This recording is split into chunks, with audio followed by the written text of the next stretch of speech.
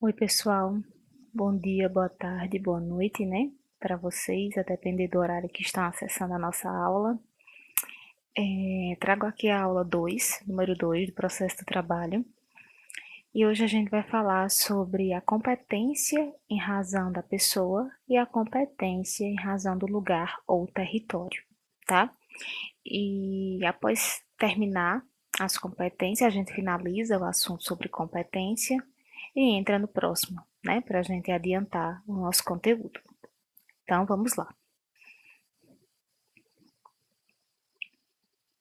A competência em razão da pessoa, tá, gente? A competência em razão da pessoa, ela trata necessariamente sobre quem pode ser parte ativa ou passiva na justiça do trabalho. Ou seja, quem pode ingressar com reclamação trabalhista, né, e quem pode sofrer essa mesma reclamação trabalhista. Conforme a Constituição Federal, eu tenho os trabalhadores, de que trata o artigo 7º, né? E os incisos 1, 3, 7, 8 e o parágrafo 3º, todos do artigo 114 da Constituição, tá? Então, iniciando aqui pelo artigo 7º. O artigo 7º, no caput, né, ele fala: são direitos dos trabalhadores urbanos e rurais, além de outros, né, que visem a melhoria de sua condição social. Então, as primeiras pessoas que podem ser parte, né, na Justiça do Trabalho, né, que suscitam a competência em razão da pessoa, são os trabalhadores urbanos e rurais, tá? Além de outros. Quem são esses outros, tá? Esses outros trabalhadores, eles estão previstos ou na CLT ou em leis esparsas, tá? Então, trago aqui para exemplo os autônomos, né, previsto no artigo 442B da CLT, o trabalhador avulso, previsto no artigo 643 da CLT, o trabalhador temporário, previsto no artigo 19 da Lei 6019 de 74, o doméstico, previsto no artigo 1º da Lei Complementar 150 de 2015. Tá? Existem outros trabalhadores? Claro, existem outros tipos de trabalhadores, mas os principais trabalhadores, né, que suscitam a competência em razão da pessoa são esses, né, trazidos pelo caput do artigo 7º da Constituição Federal, né, e complementado aqui pelos dispositivos da CLT e das leis esparsas, tá? Dando continuidade, eu tenho aqui a análise, né, de cada inciso e do parágrafo 3º do artigo 114, tá? Então, a gente vai ver o inciso 1, o inciso 3, o inciso 7, o inciso 8 e o parágrafo 3º. Vamos lá, dar continuidade. O artigo 114, inciso 1 da Constituição Federal, ele fala que suscita a competência em razão da pessoa os entes, né, de direito público externo, né? Quem são esses entes de direito público externo? São os entes de direito internacional público.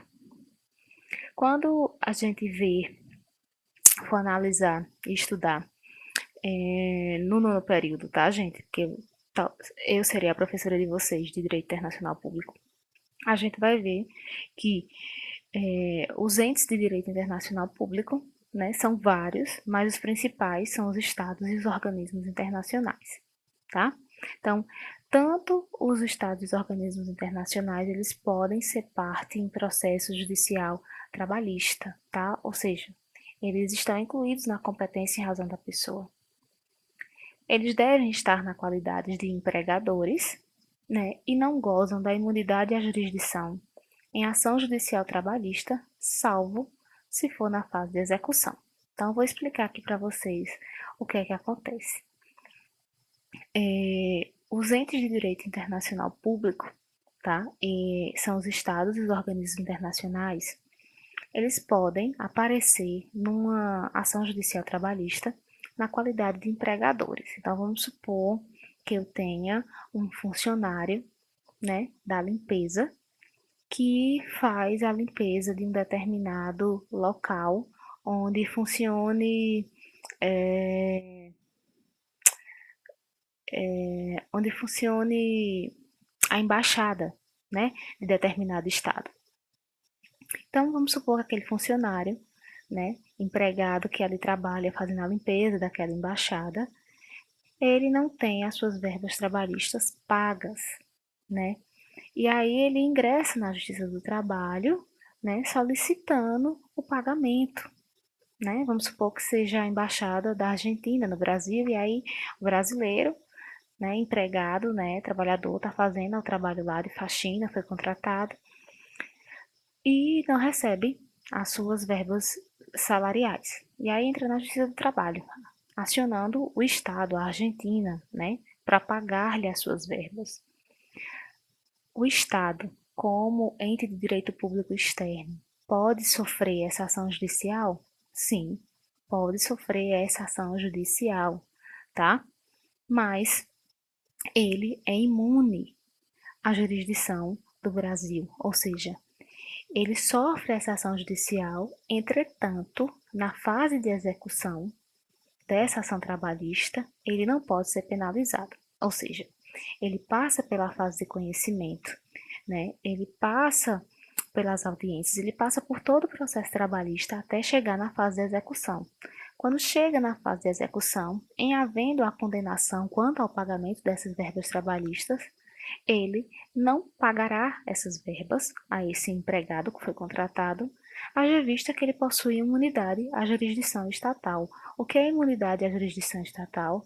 É não sofrer nenhuma constrição, nenhum processo, seja administrativo ou judicial, né, em face do Poder Judiciário brasileiro, ou seja, em face do Estado brasileiro, ele está imune a essa jurisdição do Brasil, tá? Então, os entes de direito público externo podem sim, né, sofrer ações trabalhistas nas condições de empregadores, mas lembrando que eles têm imunidade à jurisdição na fase de execução, tá? E aí eles não podem, ainda que sejam condenados, não vão poder arcar com essa condenação. Lembrando que o STF já se posicionou contrário a esse entendimento doutrinário, tá, gente? O entendimento doutrinário é ainda o que prevalece, mas o STF, em um caso particular, né, de funcionário que trabalhava para a Embaixada do Japão, se eu não me engano, ele disse que sim, que mesmo na fase de execução eram devido às verbas trabalhistas, era devido o valor, tá? E aí foi pago. Mas foi uma decisão isolada. Não é o que é a doutrina, não é o que prevalece, tá ok?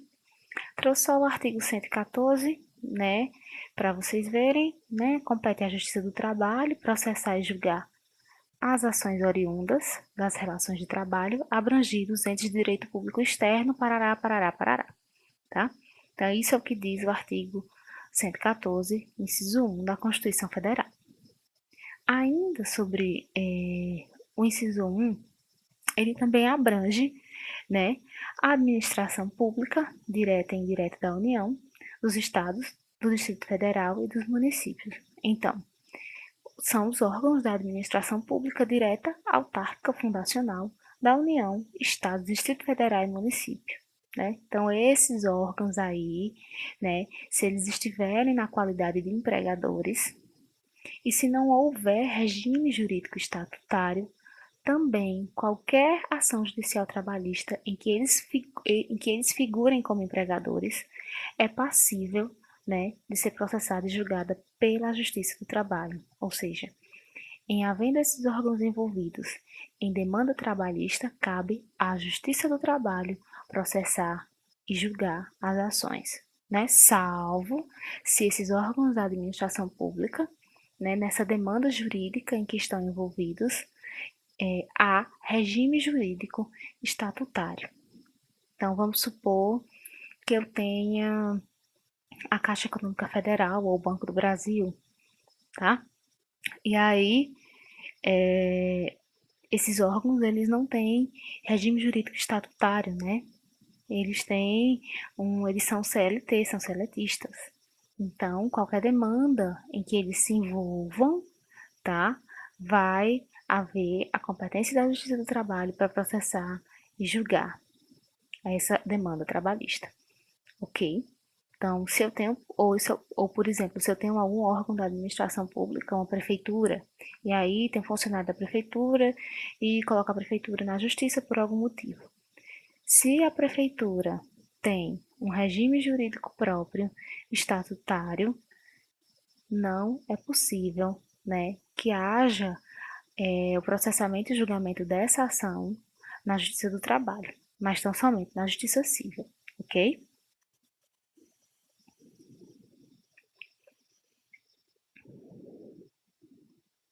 Dando continuidade, pessoal, eu tenho aqui o inciso terceiro, né, do artigo 114. O inciso terceiro, ele fala sobre os sindicatos, tá? Compete à Justiça do Trabalho processar e julgar ações sobre representação sindical entre sindicatos e trabalhadores e entre sindicatos e empregadores, tá?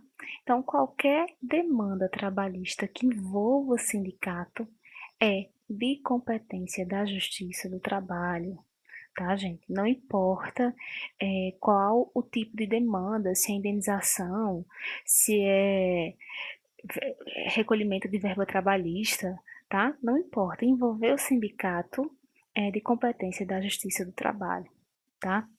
Então, botei aqui exemplo: ação judicial trabalhista envolvendo sindicatos, seja quando da representação dos empregados de determinada categoria, seja em nome próprio, seja em dissídio coletivo ou em dissídio individual.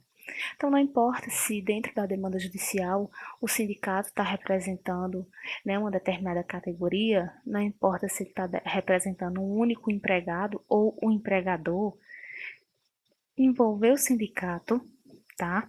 A competência é automaticamente da Justiça do Trabalho para processar e julgar essa demanda. Tá? É bem simples porque sindicato, né, o sindicato já tem uma ligação muito forte com a Justiça do Trabalho, então não tinha como ser diferente.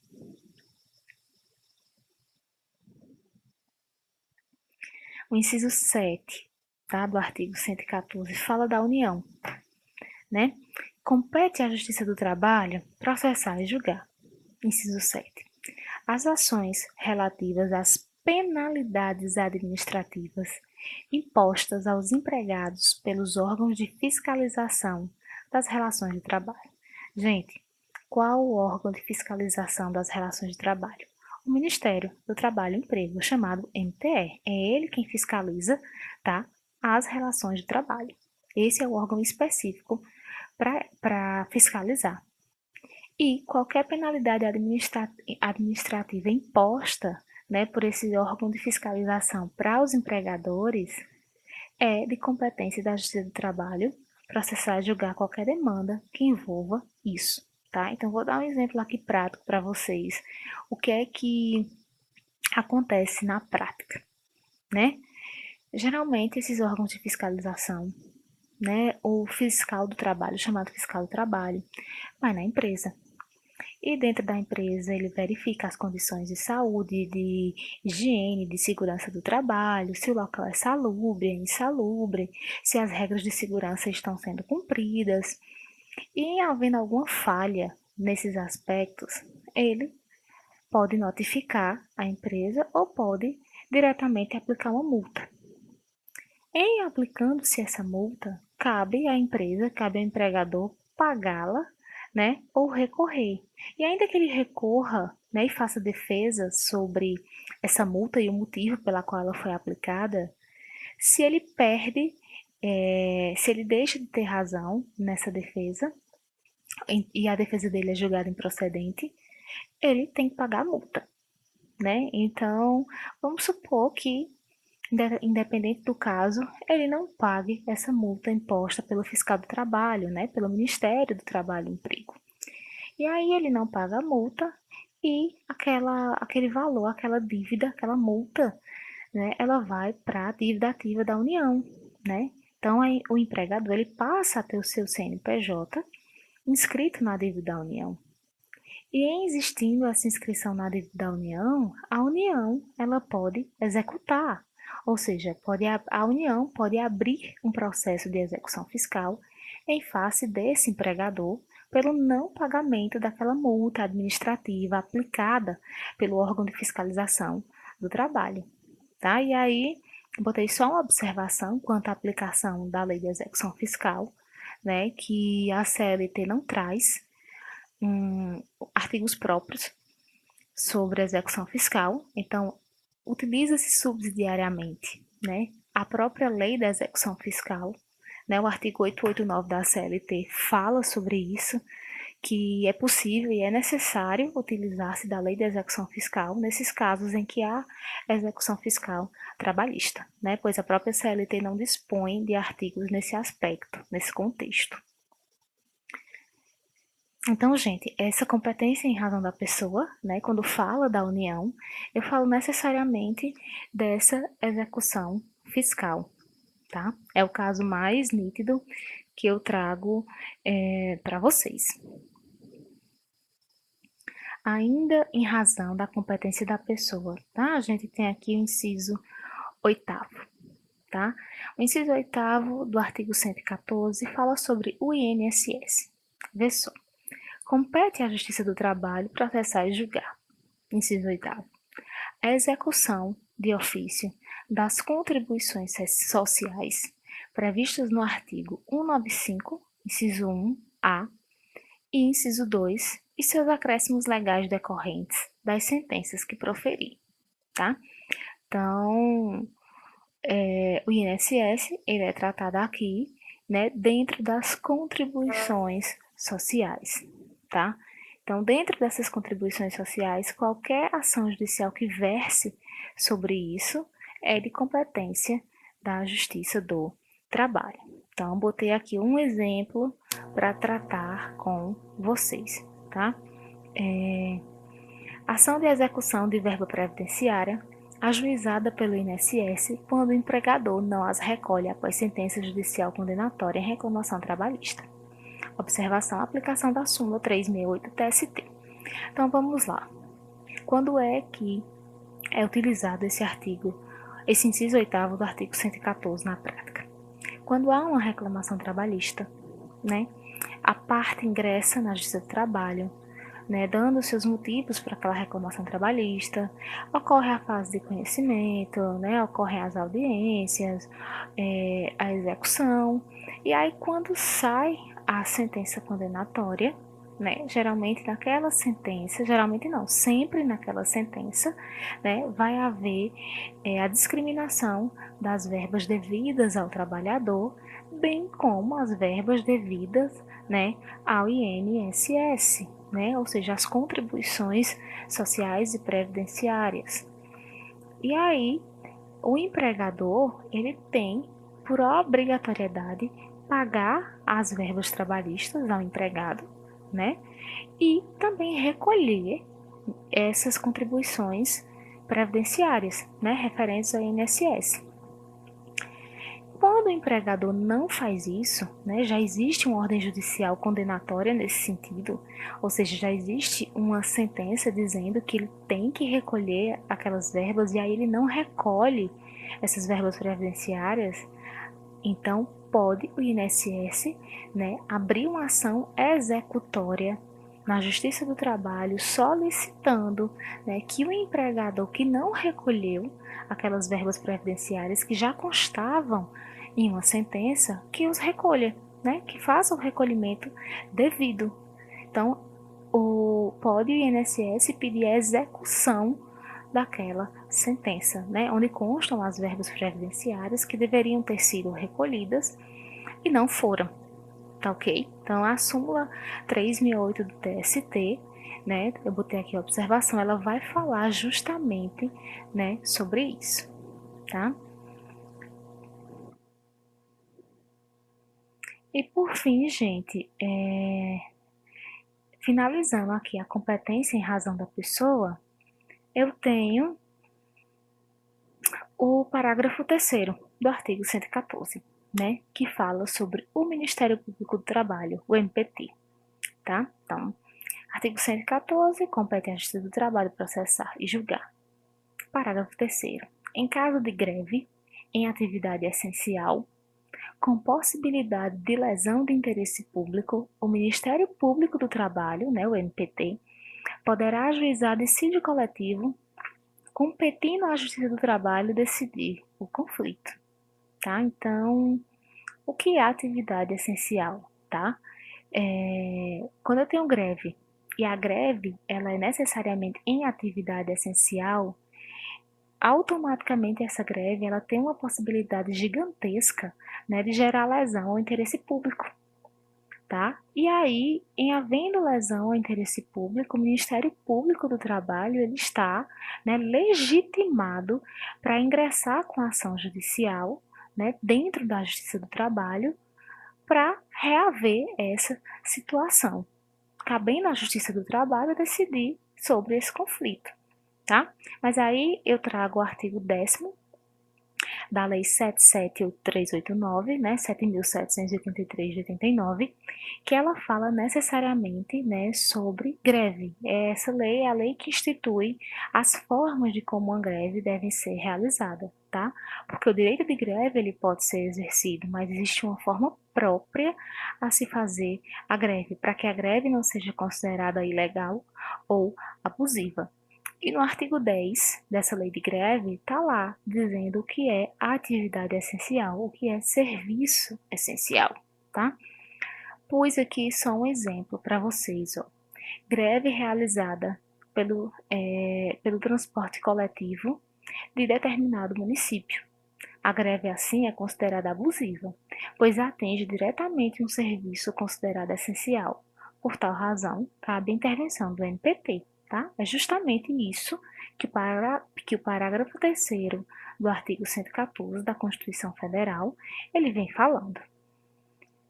Trago aqui para vocês, né, o rol do que é considerado atividade essencial. Olha só, o artigo 10 da lei. Ele fala aqui, ó, tratamento e abastecimento de água, produção e distribuição de energia elétrica, gás e combustíveis é considerada atividade essencial. Assistência médica e hospitalar, distribuição e comercialização de medicamentos e alimentos, funerários, transporte coletivo, captação e tratamento de esgoto e lixo, telecomunicações, guarda, uso e controle de substâncias radioativas, equipamentos e materiais nucleares, processamento de dados ligados a serviços essenciais, controle de tráfego aéreo e navegação aérea, compensação bancária, atividades médico-periciais relacionadas com o regime geral da Previdência Social e Assistência Social, atividades médico-periciais relacionadas com a caracterização do impedimento físico, mental, intelectual ou sensorial da pessoa com deficiência, por meio da integração de equipes multiprofissionais e interdisciplinares para fins de reconhecimento de direitos previstos em lei, tá? Outras prestações médico-periciais da carreira do perito médico federal indispensáveis ao atendimento das necessidades inadiáveis da comunidade e, por fim, as atividades portuárias. Então, veja que é um rol bem extenso, né? Então, havendo greve em algum desses serviços, cabe diretamente a intervenção do Ministério Público do Trabalho junto à Justiça do Trabalho, ok? Através de dissídio coletivo. Então, finalizo com vocês a competência em razão da pessoa, tá? E já inicio a competência em razão do lugar ou do território, tá? Então, que tipo de competência é essa? É aquela delimitada pelo território local, isto é, pelas varas do trabalho. Então, toda vez que eu me referir à competência em razão do lugar ou do território, eu estou falando das varas do trabalho, tá? Qual vara do trabalho é competente para determinado assunto, né? Então, essas varas do trabalho, elas determinam, né, qual vai ser a competência. E aí, onde isso está previsto? Tá? No artigo 651 da CLT. Lembrando que, quando eu trato de competência em razão do lugar, não cabe aplicação subsidiária ou supletiva do CPC, certo? Então, o rol que eu tenho de ocasiões em que a competência ela passa a ser em razão do lugar do território, né, são aqueles previstos no artigo 651 da CLT. Ponto. não há aplicação subsidiária ou supletiva do CPC, tá? O CPC pode até ter outros casos que suscitam a competência em razão do lugar ou território, mas esses outros casos não são aplicáveis à Justiça do Trabalho, tá ok? E só lembrando para vocês que é uma competência relativa, tá? O que é uma competência relativa? É aquela que não pode ser declarada de ofício. Uma vez que o juiz, dentro do processo, tome conhecimento que aquela competência em razão daquele lugar está inadequada, ele não pode declarar isso de ofício. As partes têm que se manifestarem, né, e relatar que o processo não pode seguir em frente porque não, o juiz daquela determinada vara do trabalho não é competente, né, para julgar e processar a ação, né, porque a competência em razão do lugar ou território está inadequada, está equivocada. Trouxe aqui a súmula 33 do STJ e a orientação jurisprudencial 149 do TST, da Seção de Dissídios Individuais 2, do TST, claro. Então, a súmula 33 fala que a incompetência relativa não pode ser declarada de ofício, né? Justamente, como eu falei, pelo fato dela ser relativa, ela tem que ser declarada pelas partes, as partes têm que suscitar essa incompetência. O juiz não pode fazer isso de ofício, né? E na OJ 149 há o seguinte texto: não cabe declaração de ofício de incompetência territorial no caso do uso pelo trabalhador da faculdade prevista no artigo 651, parágrafo 3º da CLT. Nessa hipótese, resolve-se o conflito pelo reconhecimento da competência do juízo local onde a ação foi proposta, tá? Então, são dois casos aqui que tratam especificamente, né, da competência relativa, tá ok? Então, vou trazer aqui os casos previstos no artigo 651 da CLT, que dizem, né, como é que vai ser essa competência em razão do lugar ou do território, tá? Para que vocês possam ter noção de como funciona essa competência, porque ela é uma das mais importantes, tá? Que a gente vê na prática, no dia a dia, no direito processual do trabalho. Vamos lá. A primeira descrição que o artigo 651 da CLT faz é quanto ao local da prestação do serviço, tá? Então, é a regra geral, né? O que é o local da prestação do serviço? Né? Trata-se do último local em que o empregado prestou seus serviços, ainda que a celebração do contrato tenha sido em local diverso da prestação de serviços, ainda que o trabalho tenha ocorrido em âmbito internacional e, por fim, ainda que não seja o local da residência do empregado. Então, não importa, tá, gente? Trouxe o 651 aqui o CAPT, né, que é bem claro. A competência das juntas de conciliação e julgamento, ou seja, das varas do trabalho, né? Lembra quando eu falei no início das nossas aulas que não haviam mais juntas de conciliação e julgamento, né? Que agora a denominação eram varas do trabalho. Então, a competência das varas do trabalho é determinada pela localidade onde o empregado, né, prestar serviços ao empregador, ainda que tenha sido contratado no outro local ou no estrangeiro. Então, se eu tenho um empregador brasileiro, tá? Que foi contratado em Araripina, mas ele presta serviço em Bodocó e ele quer entrar na justiça contra aquela empresa, ele deve entrar no local onde ele prestou o serviço, onde é que havia a prestação do serviço dele, em Bodocó. Então, lá é na vara do trabalho de Bodocó que ele deve suscitar a sua ação judicial trabalhista, tá? Então, ainda que ele tenha sido contratado em outro local, ainda que a residência dele não seja, no caso desse exemplo em Bodocó, seja em Araripina, cabe a ele, né, cabe a esse trabalhador suscitar a sua ação trabalhista no local, né, onde ele prestou o serviço. No último local onde ele prestou o serviço. Essa é a regra geral. Então, por exemplo, toda ação judicial que a gente vai impetrar, né, que tem que colocar o endereçamento, a gente vai colocar o endereçamento para aquela determinada vara do trabalho, né, do local, do último local em que o empregado ele prestou os seus serviços, tá? Não importando outra informação, não importa se ele não mora nesse local, não importa se o contrato dele não tenha sido firmado nesse local, tá? Não importa se ele trabalha para uma empresa estrangeira, se essa empresa que está contratando ele é estrangeira. O que importa é que ele prestou serviço naquele local e que a vara do trabalho competente, né, para processar e julgar uma demanda judicial vai ser a vara do trabalho daquele último local onde ele prestou serviço. Essa é a regra geral, tá, da competência em razão do lugar. Está prevista aí no artigo 651 CAPT, né, da CLT. Espero que tenha ficado claro, pessoal. Lembrando que quaisquer dúvidas que vocês tiverem, eu estou à disposição, tá, para vocês. Então, mandem áudio, ou então falem com o representante para eles me repassarem as dúvidas de vocês, que vão ser todas respondidas, tá?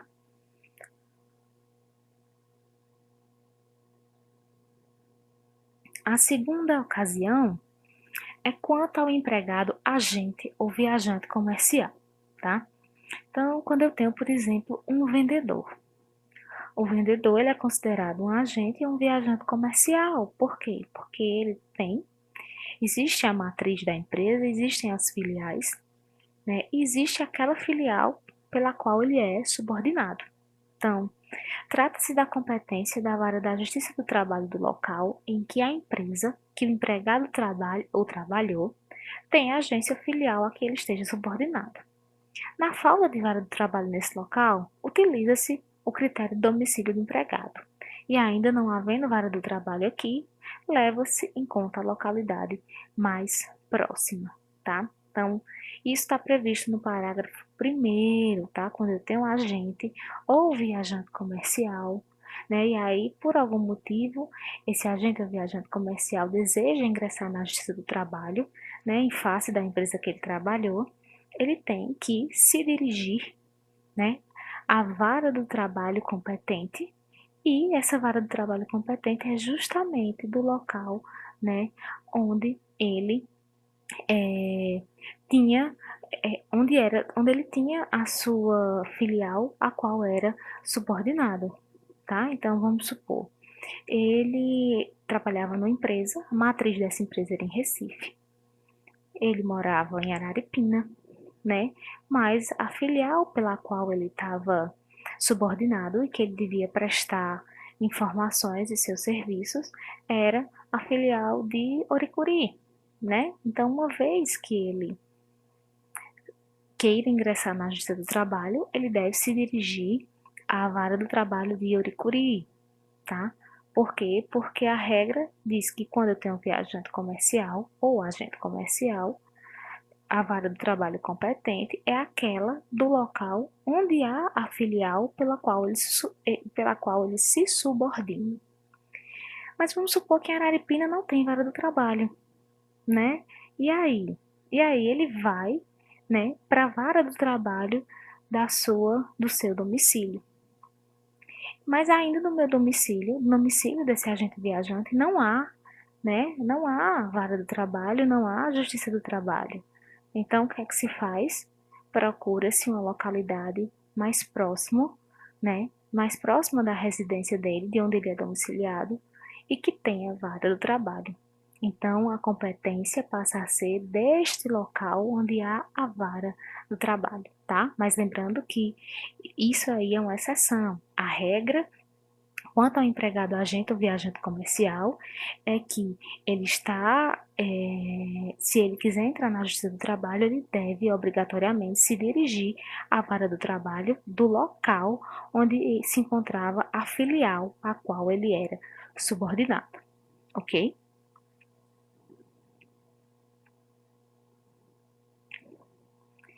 Ainda quanto à competência, né, o artigo 651 da CLT traz a competência quanto ao empregado brasileiro que trabalha no exterior, tá? Então, o parágrafo 2º do artigo 651 diz: a competência das juntas de conciliação e julgamento, estabelecida neste artigo, né? Ou seja, a competência das varas do trabalho, né, neste artigo, estende-se aos dissídios ocorridos em agência ou filial no estrangeiro, desde que o empregado seja brasileiro e não haja convenção internacional dispondo em contrário. Então, quando o empregado brasileiro trabalha no exterior, e aí o empregado brasileiro resolve, né, ingressar na Justiça do Trabalho por entender que tem verbas e tem direitos trabalhistas lá pendentes com essa empresa, tá?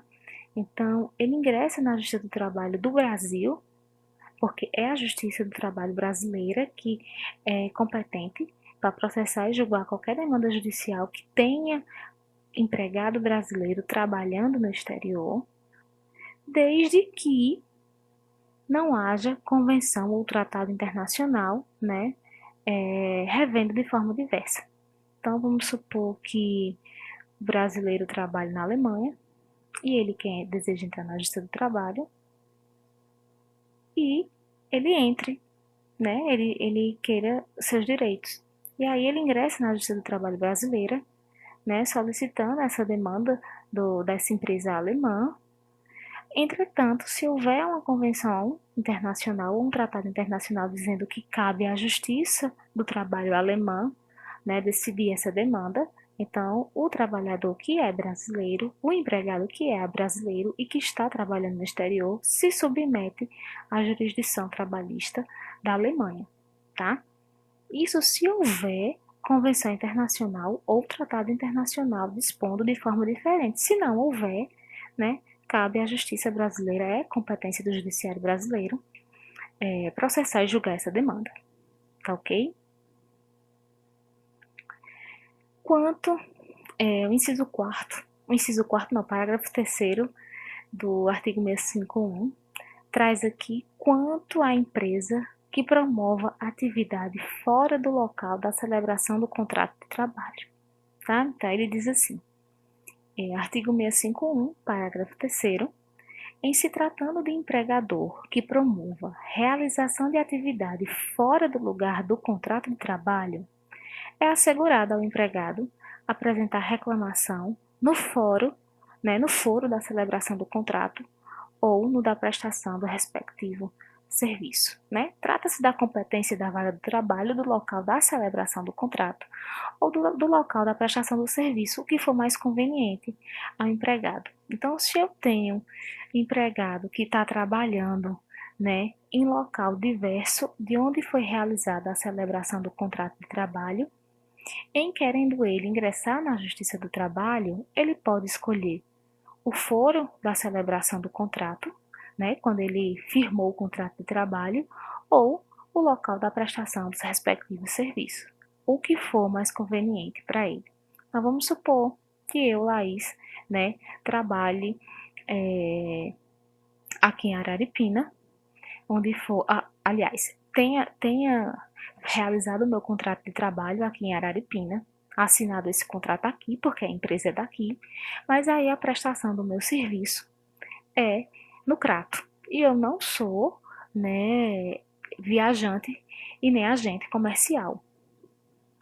Mas aí eu presto os meus serviços numa cidade e a minha contratação foi em outra. Se eu desejar entrar na Justiça do Trabalho contra essa empresa que me contratou, qual a vara do trabalho que eu devo acionar? Ou a vara do trabalho do Crato, onde eu prestava serviços, né, para essa empresa, ou a vara do trabalho de Araripina, onde foi o local da minha contratação, onde houve a celebração do meu contrato. E quem escolhe isso? O empregado. O que for mais conveniente ao empregado é que vai prevalecer, tá?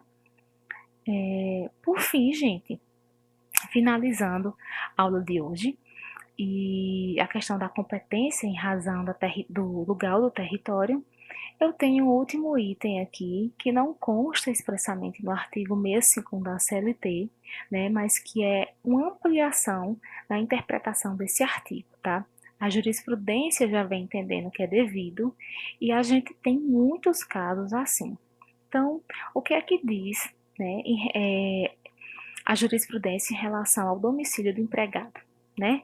Primeiro que é a ampliação da interpretação do artigo 651 em face do princípio do amplo acesso à jurisdição, bem como do princípio da proteção ao trabalhador, tá? Então, o que é isso? Quanto ao domicílio do empregado. Muitas vezes o empregado, ele trabalha em um determinado local, e aí ele quer entrar na Justiça do Trabalho, e aí ele não tem condições financeiras para seguir a regra do artigo 651 CLT. Qual é a regra do artigo 651 da CLT?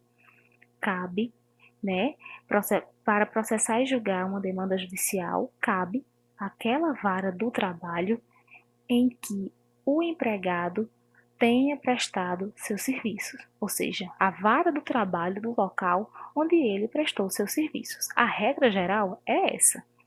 Mas vamos supor que eu tenha um empregado que tenha trabalhado em São Paulo cortando cana de açúcar. Né? Eu tive um empregado assim, eu tive um caso desses, real, tá? De uma demanda judicial que eu tive, um processo, e ele trabalhava em São Paulo cortando cana. E aí ele era de Uricuri. E voltou para Uricuri, acabou a demanda de trabalho dele, ele foi demitido da empresa e ele voltou para a cidade dele, que era Uricuri, foi embora. E aí ele não recebeu as suas verbas trabalhistas corretamente. E aí ele precisava entrar na Justiça do Trabalho para requerer essas verbas. Qual a regra? Pela regra de competência, ele tinha que ingressar na vara do trabalho de onde ele prestou os serviços dele, onde foi São Paulo. Entretanto, a legislação, né, e a jurisprudência, eles vêm entendendo que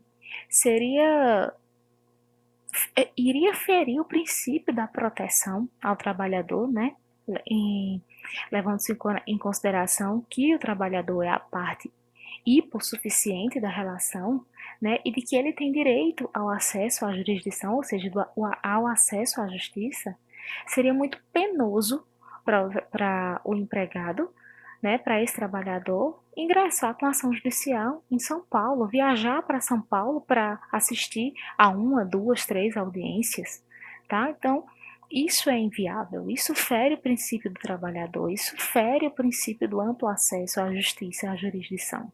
Então, com base nessa perspectiva, com base, né, nessa fundamentação, a jurisprudência entende que, embora não esteja expresso no artigo 651 da CLT, que é o que trata sobre as regras gerais, né, de competência em razão do lugar ou do território, é devido sim, né, que o empregado ingresse na Justiça do Trabalho solicitando o que achar devido, nesse caso, no seu próprio domicílio, tá?